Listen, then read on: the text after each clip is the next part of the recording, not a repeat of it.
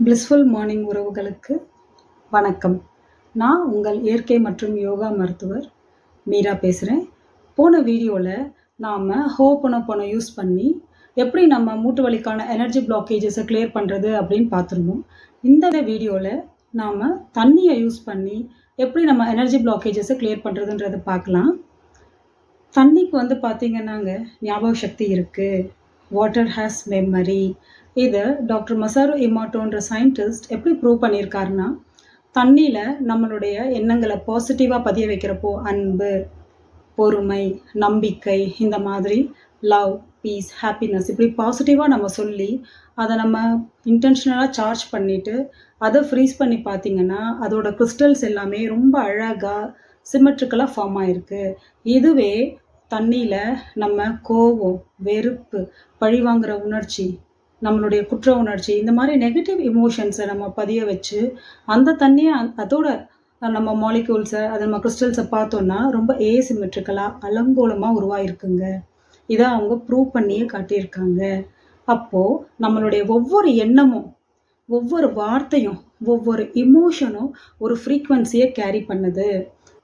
நம்மளுடைய ஒவ்வொரு இமோஷனும் ஒரு ஃப்ரீக்வன்சியை கேரி பண்ணுது.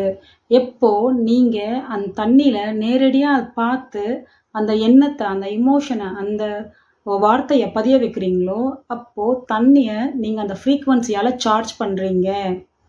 அந்த தண்ணியை சார்ஜ் பண்ணி இன்டென்ஷனலாக சார்ஜ் பண்ணி நீங்கள் குடிக்கும்போது நம்ம உடம்பு 70% மேலே தண்ணியினால் ஆனது இல்லைங்களா? அப்போது நம்ம பாடிக்கு அது ஒரு பயோ எனர்ஜெட்டிக் மெசேஜாக செயல்படுது. தினம் ஒரே விஷயத்த நீங்கள் திரும்ப திரும்ப தண்ணியில் பதிய வச்சு குடிக்கிறப்போ அங்கே என்ன நடக்குதுன்னா, உங்கள் நம்பிக்கையை நீங்கள் தண்ணியில் பதிய வைக்கிறீங்க.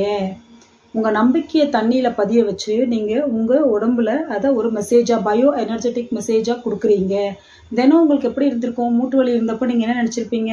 எப்போ நினச்சாலும் மூட்டு வலி இருக்குது, மூட்டு வலி இருக்குது, மூட்டு வலி இருக்குது அப்படின்ற இந்த எண்ணம் தான் உங்களுக்கு மைண்டில் ஓடிட்டே இருந்திருக்கும். யாருன்னா கேட்டால் கூட எப்படி இருக்கீங்கன்னா, நல்லா இருக்கேன், இந்த மூட்டு வலி தான் என்னை கொஞ்சம் அவஸ்தைப்படுத்துது அப்படின்றீங்க. யாருன்னா ஃபோனில் விசாரித்தாலும் இப்படி தான் சொல்வீங்க.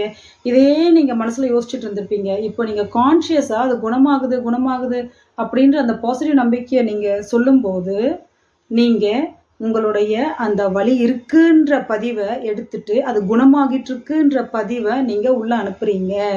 ஸோ அந்த மெசேஜ் அங்கே உங்கள் உடம்புக்கு மிகப்பெரிய ஒரு குணப்படுத்தலை கொடுக்குங்க. அதை நீங்கள் செய்ய செய்ய அனுபவித்து பார்ப்பீங்க.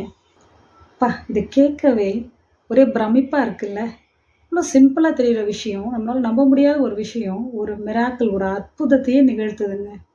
இதை நம்ம எப்படி ப்ராக்டிஸ் பண்ணுறது அப்படின்றத நம்ம பார்ப்போம். நம்ம குடிக்கிற தண்ணியில் நம்ம ஒரு பாசிட்டிவ் ஸ்டேட்மெண்ட்டை ஒரு 2-3 தடவை சொல்லி இல்லை மனசில் நினச்சிட்டு குடிக்கணும். இவ்வளோ தான், ரொம்ப சிம்பிள். செய்யலாங்களா? தண்ணியை கையில் எடுத்துக்கணும். கையில் எடுத்துட்டு அதை நீங்கள் டம்ளரில் குடித்தாலும் சரி, சொம்பில் குடித்தாலும் சரி, பாட்டிலில் குடித்தாலும் சரி, எப்போல்லாம் குடிக்கிறீங்களோ அப்போது அந்த தண்ணியை கையில் வச்சுக்கோங்க. கையில் வச்சுட்டு ஒரு செகண்ட் தண்ணியை பாருங்கள். தண்ணியை பார்த்துட்டு நாளுக்கு நாள் என்னோட 2 முட்டியும் குணமாயிட்டே வருது. இந்த ஸ்டேட்மெண்ட்டை 2-3 தடவை தண்ணியை பார்த்து சொல்லிவிட்டு இல்லை மனசில் நினச்சிட்டு அந்த தண்ணியை குடிச்சிருங்க. அவ்வளோதாங்க, ரொம்ப சிம்பிள். இதை நம்ம என்ன பண்ணலாம் அப்படின்னா, ஒவ்வொரு தடவை குடிக்கிறப்பையும் ஒரே ஸ்டேட்மெண்ட்டை சொல்லலாம்.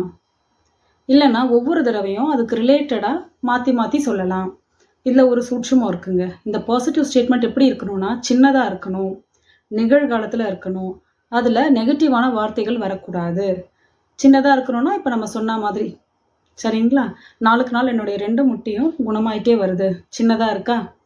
இது பாசிட்டிவாகவும் இருக்கா? இல்லை நெகட்டிவான வார்த்தைகள் வரக்கூடாது அப்படின்னா, முன்னை விட எனக்கு வலி இப்போ நல்லா இருக்குது, எனக்கு வலி குறைஞ்சிருச்சு அப்படி சொல்லக்கூடாது. நம்ம கான்ஷியஸ்க்கு பாசிட்டிவான வார்த்தை, நெகட்டிவான வார்த்தை எது அப்படின்ட்டு தரம் பிரிக்க தெரியாதுங்க. குணமாயிட்டே இருக்குன்றது வேற, வலி குறைஞ்சிட்டு இருக்கிறதுன்றது வேற. ரெண்டுத்தோட அர்த்தமும் ஒன்றா இருக்கலாம். ஆனால் அந்த வார்த்தைகள் சொல்லக்கூடிய இது மெசேஜ் வேற. வலின்றது நம்ம கான்ஷியஸில் பதிய ஆரம்பிச்சிரும். ஸோ இந்த ஸ்டேட்மெண்ட்டை நீங்கள் பாசிட்டிவாக சின்னதாக செலக்ட் பண்ணிக்கோங்க. அதில் எந்த ஒரு நெகட்டிவ் வேர்ட்ஸுமே இருக்கக்கூடாது. இப்போ நம்ம வெளியே போயிட்டுருக்கோம், ட்ராவல் பண்ணிகிட்ருக்கோம், அந்த மாதிரி தண்ணியை ஒரு செகண்ட் பார்த்தோ அது மாதிரி நம்ம சொல்ல முடியாது அப்படின்னா பரவாயில்ல. அப்படியே எடுக்கும்போதே தண்ணியில் ஒரு 2-3 தடவை மனசுக்குள்ளே நினச்சிட்டு நீங்கள் குடிச்சிடலாம். சரிங்க, இது எனக்கு புதுசாக இருக்குது, இப்போ தான் பழகுறேன், தண்ணி மறந்து போய் குடிச்சிட்டேன், இதை நான் சொல்லலை, என்ன பண்ணுறதுன்னா ஞாபகம் வரும் இல்லையா, குடிச்சு முடிச்ச உடனே ஞாபகம் வரப்போ சும்மா ஒரு 1/4 டம்ளர் தண்ணி, ஒரு 30 ml அந்த மாதிரி எடுத்துட்டு அதை இந்த மாதிரி ப்ரே பண்ணி, இந்த மாதிரி அதுக்கு நீங்கள் வந்து உங்கள் உடம்புக்கு ஒரு பயோ எனர்ஜெட்டிக் மெசேஜை நீங்கள் கொடுங்க. இதை ரெகுலராக பண்ண உங்களுடைய வைப்ரேஷனல் ஷிஃப்ட் மாற ஆரம்பிக்கும். எனர்ஜி பிளாக்கேஜ் வந்து கிளியர் ஆக ஆரம்பிக்கும். இதில் இன்னொரு ஒரு முக்கியமான விஷயம், நீங்கள் பண்ணுறது உங்கள் வலிக்காக பண்ணுறீங்க, எந்த வலியாக இருந்தாலும் சரி அதை நீங்கள் பண்ணுறீங்க. இதை நீங்கள் மற்ற பல விஷயங்களுக்காகவும் இதை நீங்கள் அப்ளை பண்ணலாம். அதே சமயத்தில் ஒரு நாளைக்கு நம்ம ஒரு 10 தடவை 12 தடவை தண்ணி குடிப்போமா, அப்போது 10-12 தடவையும் உங்கள் பரபரப்பான சூழலில் இருந்து, அப்போல்லாம் நீங்கள் டென்ஷனில் இருக்கலாம், ஏதோ ஒரு ஸ்ட்ரெஸ்ஸில் இருக்கலாம், வேலையோட இதில் இருக்கலாம். அப்போது நீங்கள் அதை ஒரு செகண்ட் நிப்பாட்டிட்டு இன்டென்ஷனலாக பாசிட்டிவான ஒரு விஷயத்தை செய்கிறதுக்காக நீங்கள் முயற்சி எடுக்கிறீங்க. சரியா? நம்ம எப்போவுமே எப்படி இருப்போம்னா, கடந்த காலத்தை நினச்சி அப்படி ஆயிடுச்சு, இப்படி ஆயிடுச்சுன்னு யோசிச்சுட்டு இருப்போம். இல்லைனா ஃப்யூச்சரை நினச்சி அப்படி பண்ணோம், அடுத்து இந்த வேலை இருக்குது, அடுத்த வேலைக்கு அப்படி தான் ஓடிட்டு இருப்போமே தவிர நிகழ்காலத்துக்கு வரமாட்டோம். சரிங்களா? இப்போ இந்த மோமெண்ட், இந்த ப்ரெசென்ட் மோமெண்ட்டுக்கு நம்ம யாருமே இருக்கிறதில்ல. செய்கிறத ஒரு மைண்ட்ஃபுல்லாக செஞ்சு பழகலை நம்ம.